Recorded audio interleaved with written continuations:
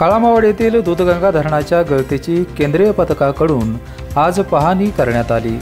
गळतीसाठी 80 कोटी 72 लाख रुपयांचा निधी मंजूर झाला आहे। सिंचनावर परिणाम न करता धरणाच्या मुख्य भिंतीच्या गळतीचे दुरुस्तीचे काम केले जाणार आहे।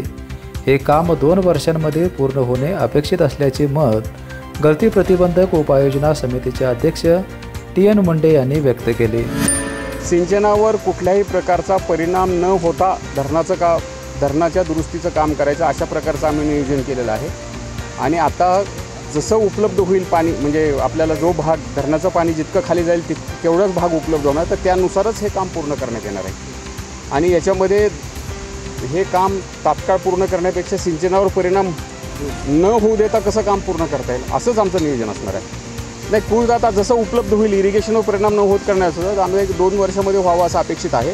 तथापि आता पाणी कसं खाली जातं, आणि कारण आम्ही काही डॅम रिकामा करून काम करणार नाही, त्याच्यामुळे ते त्याच्याशी कोरिलेटेड आहे। म्हणजे फक्त नुसतं मोकळं काम असतं तर मी म्हणलं असं तुम्हाला हे काम 6 महिन्यात करू म्हणून, परंतु इरिगेशनशी रिलेटेड असल्यामुळं याच्याविषयी काही नाही। बीपीएनसाठी राधानगरीहून उत्तम पाटील।